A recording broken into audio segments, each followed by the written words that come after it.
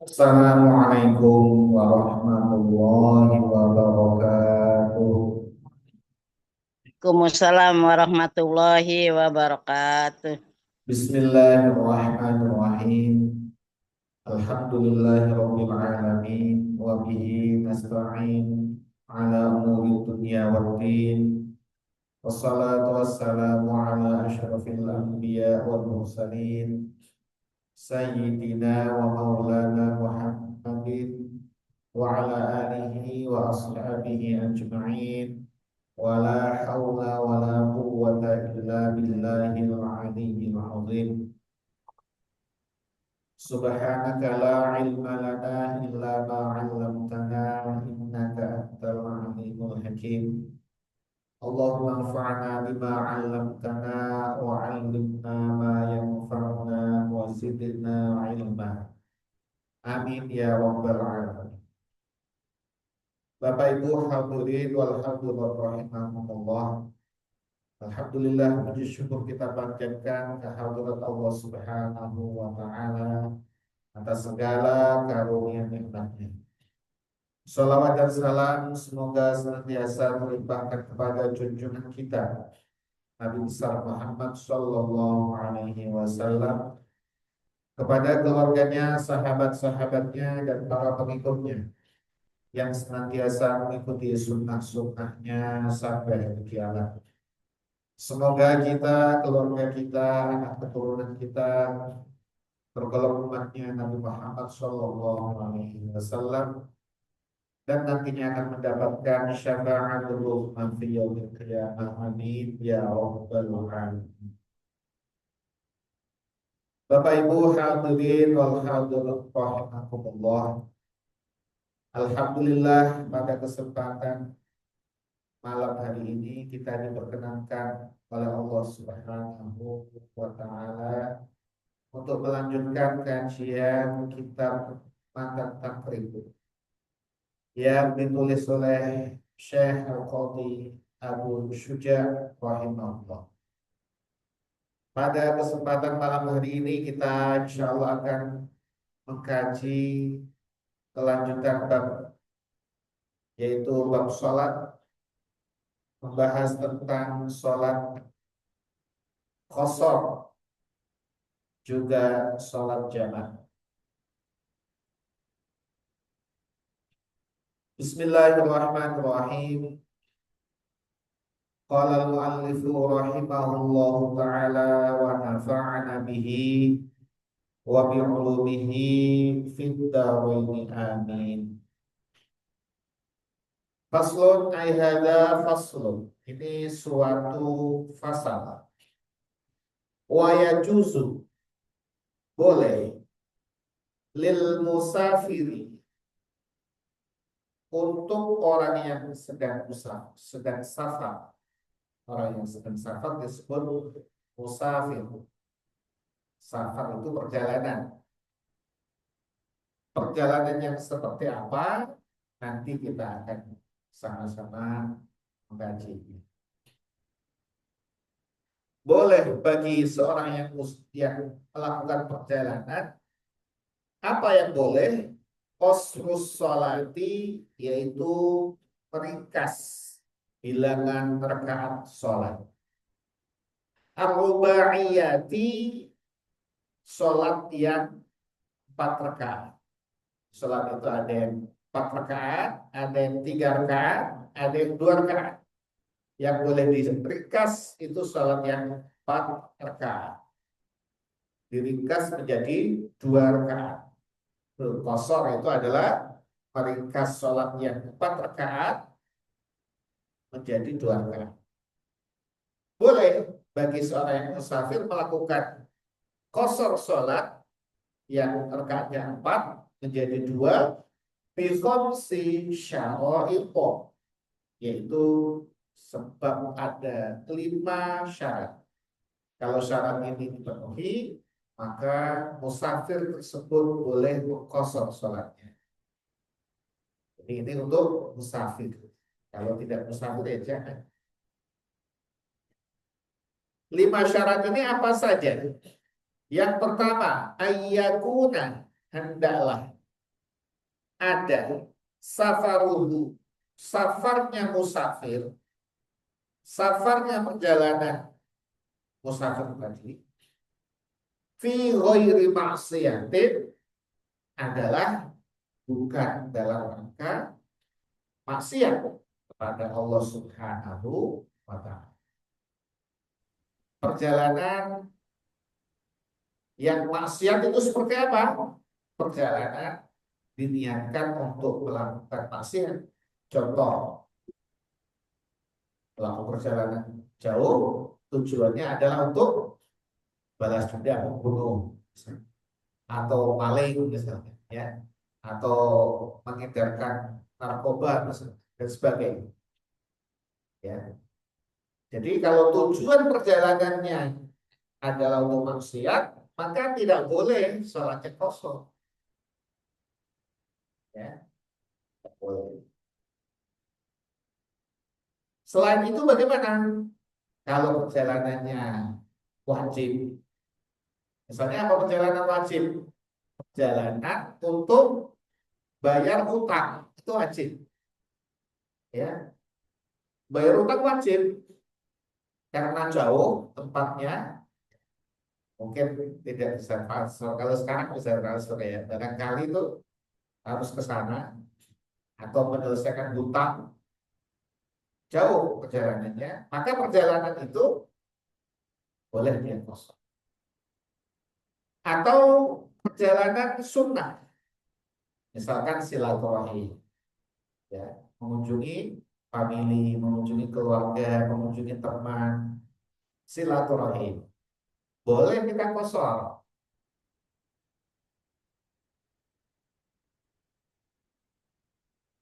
Atau perjalanan yang mubah, yang boleh dilakukan, boleh juga tidak, ya. Contohnya adalah jalan-jalan kali ini, ya, jalan-jalan rekreasi, ya. Itu contoh perjalanan yang mubah.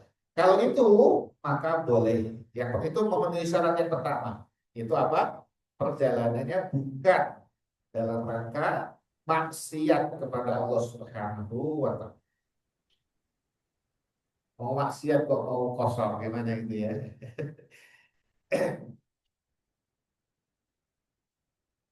Yang kedua, wa ayyakuna masafatuhu, dan perjalanannya itu jarak tempuhnya adalah sintata asyara, 16 farsahon, farsah, 16 farsah. 16 farsah itu adalah setara dengan 48 mil. 1 mil sekitar 1,6, ada koma-komanya, 1,6 sekian kilometer. Maka kalau dikalikan sekitar 81 kilometer. Ya. Ada yang kemudian lebih ini lagi, 76 kilometer. Ya, kita ambil yang 81 kilometer. Jadi kalau perjalanan kita, jarak dari tempat kita tinggal menuju ke tempat tujuan itu lebih dari 81 kilometer, sudah memenuhi syarat yang kedua. Yang pertama tadi adalah tidak karena maksiat. Yang kedua, jarak tempuhnya lebih dari 81 kilometer. Bila ia tidak termasuk hitungan kembali. Jadi 81 kilometer itu bukan pulang pergi. Ya. Kalau pulang pergi jadinya hanya 36 kilometer. 36 pulang pergi 40, ya 41 kilometer jadinya. Tapi itu adalah sekali perjalanan 81 kilometer.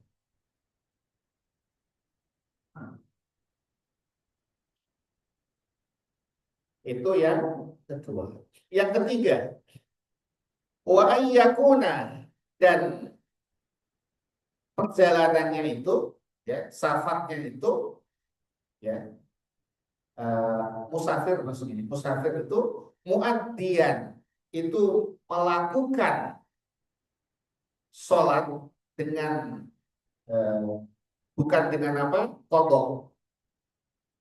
Ada itu adalah melaksanakan sholat bukan qadha itu muaddian. Lis sholati untuk sholat ar-rubaiyati yang 4 rakaat. Jadi melaksanakan sholat 4 rakaat. Ya kosor ini kan. Jadi sholatnya adalah untuk sholat yang 4 rakaat.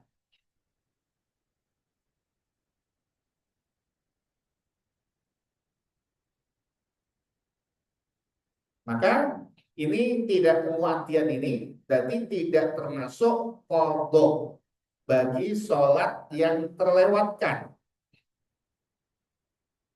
Ya, sholat yang terlewatkan kemudian diqadha, caranya dikosor itu tidak boleh.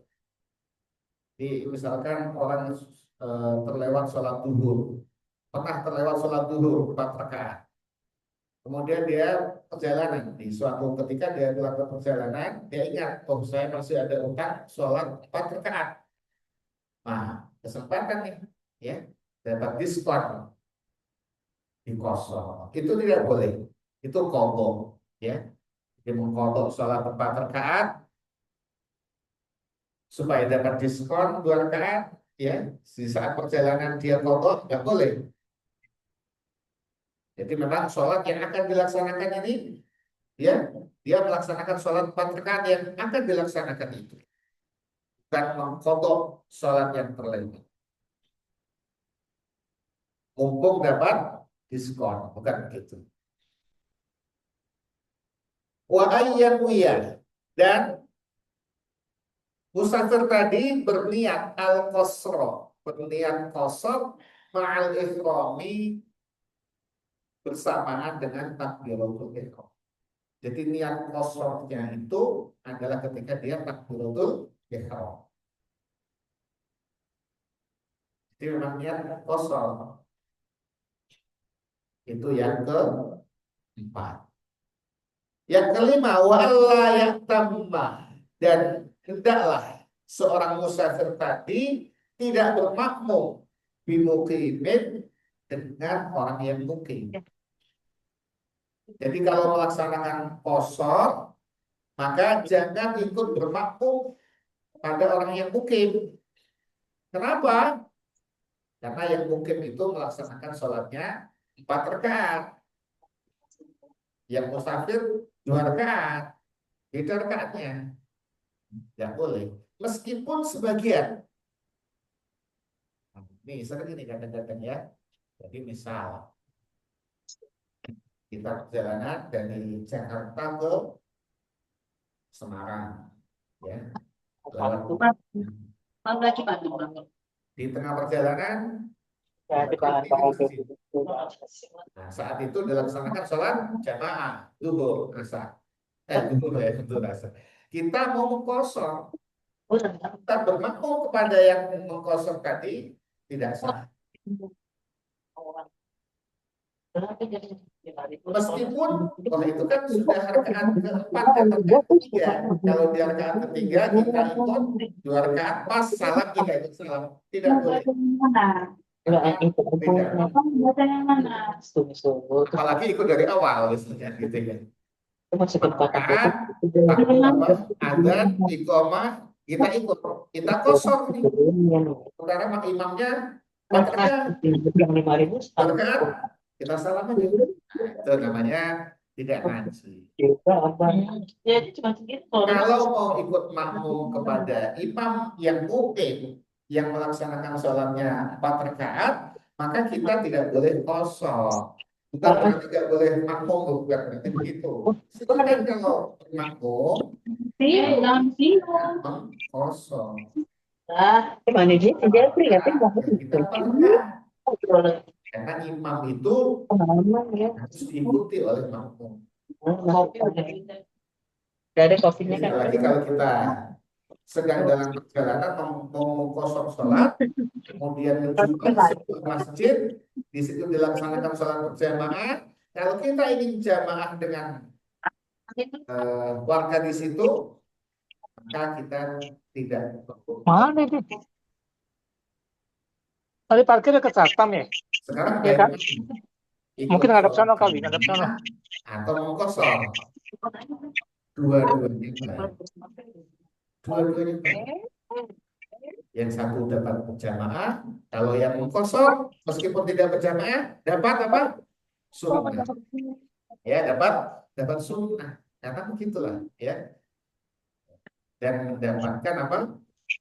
Hadiah dari Allah Subhanahu wa taala. Jadi kosong itu adalah salah satu dari bentuk kemurahannya Allah Subhanahu wa taala. Kita menerima kemurahan Allah, ya, maka Allah senang. Iya. Ya. Kalau Pantai. ngasih orang nggak mau kan gimana gitu ya. Ya. Nah, satu ketika Sayyidina Umar bin Khattab, ya, itu ditanya oleh Sayyidina Ya'la bin Umayyah tentang qasar itu. Karena ayat yang menjadi dasar dari sholat qasar adalah surat An-Nisa ayat 100. Wa idza darabtum fil ardi falaysa 'alaikum junahun an taqsuru minas salati in khiftum ay yaftinakum alladhina kafaru innal kafirina kanu lakum aduwwan mubina. Itu dasar. Wa idza darabtum, dan apabila kalian melakukan perjalanan, jadi kalau aslinya doroba itu memukul. Doroba itu memukul. Jangan diartikan wa idza darabtum dan ketika kau memukul. Fil ardi dipukul. Ketika engkau melakukan perjalanan di muka bumi, maka falaisa alaikum junahun taqsuru minas shalah, tidak ada dosa bagi kalian untuk mengqasar salat. Kelahnya adalah in khiftum ayyafinakum alladziina kafaru. Khawatir akan itu ayatnya. Innal kafirina sudah kalian adalah musuh yang nyata. Nah, ini kemudian sahabat yang alamin Umayyah bertanya kepada Sayyidina Umar. Nah, kalau tidak ada peperangan bagaimana? Kondisinya aman bagaimana? Boleh nggak tetap kosong?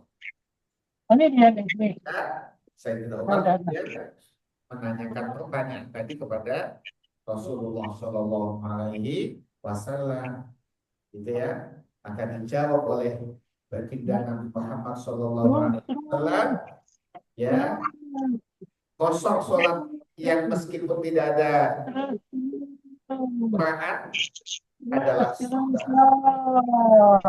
sedekah, hadiah, tasaddaqallahu yang Allah sedekahkan biha dengan kosong sholat tadi itu alaikum. Faqbilu shadaqatahu, maka terimalah sedekahnya Allah Subhanahu wa ta'ala. Bagian dari hadiahnya Allah, bagian dari kemurahannya Allah kepada umat Islam adalah boleh mengkosong sholat. Maka tadi pilihan, silakan kalau kita mau berjamaah dengan warga sekitar, tapi jangan mengkosong, atau kita memisahkan diri, kita mengkosong. Dua-duanya baik.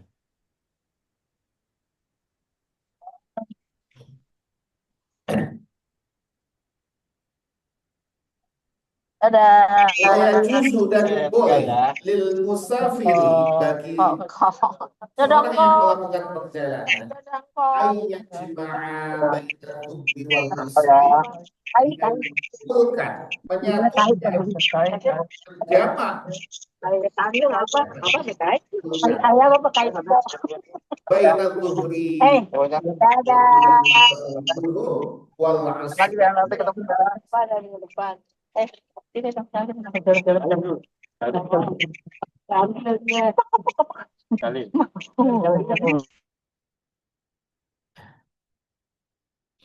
Sekarang jamak.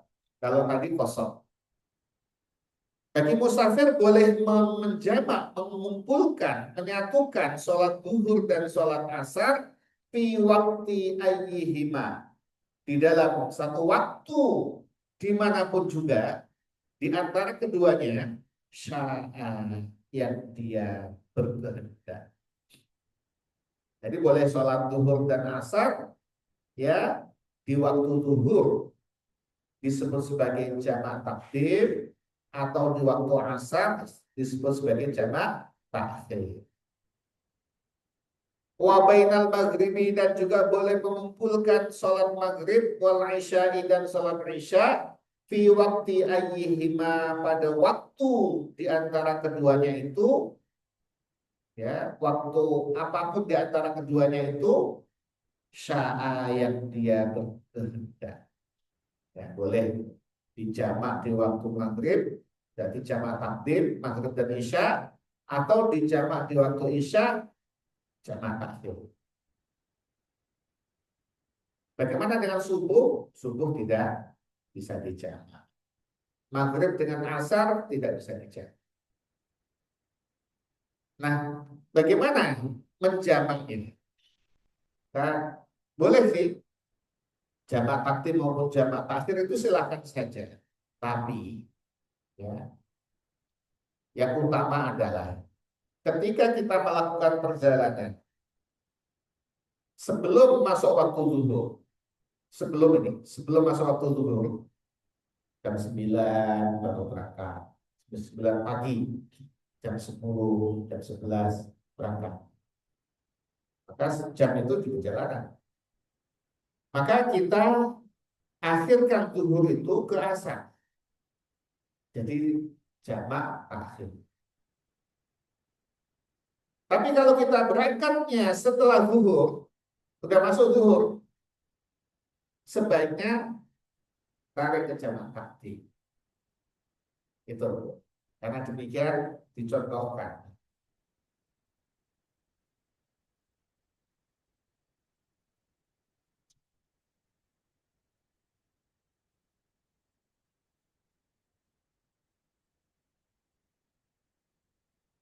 Ya. Hadis sahih dari sahabat Mu'adz bin Jabal radhiyallahu anhu, rawi terakhirnya adalah Imam Bukhari. Anna Nabiy sallallahu alaihi wasallam kana fi ghazwati Tabuk.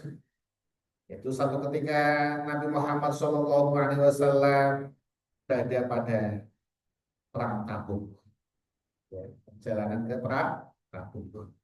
Idar tahala, ketika matahari, ya, idar tahala, ketika beliau, maksudnya ketika beliau beranjak ba'da zayyi syamsi, setelah matahari sudah mulai condong, sholat zuhur wal asra jami'an, beliau melaksanakan sholat zuhur dan asar, artinya jamak takdim. Jadi ketika sudah mulai masuk waktu zuhur, maka sebaiknya jamak takdim. Boleh nggak kalau kita nanti diakhirkan ke sholat asar sehingga jamak takhir? Boleh, boleh. Tapi utamanya adalah kalau sudah masuk waktu zuhur, sebaiknya sholatnya jamak takdim. Tapi kalau kita berangkatnya itu sebelum waktu zuhur, sebaiknya nanti jamak takhir. Boleh nggak jamak takdim? Ya boleh. Demikian pula ketika maghrib, maghrib isya, pilihannya mau jamak takdim atau jamak takhir. Kalau kita berangkatnya sebelum masuk maghrib, sore sebelum masuk maghrib itu sudah berangkat, ya, baik baru berangkat maupun ketika sudah perjalanan juga, maka sebaiknya nanti di jamak akhir. Tapi kalau kita berhenti, sudah istirahatnya sebelum maghrib, berhenti, kemudian di rest area atau di mana sudah maghrib masuk, ya jangan terus nanti aja lah jamak akhir, kayaknya malas gitu ya. Sudah masuk waktu maghrib kita dalam posisi belum melanjutkan perjalanan atau belum melaksanakan perjalanan, maka kita sholatnya adalah apa? Setelah masuk waktu maghrib jamak takdim. Tapi boleh jamak takhir juga boleh.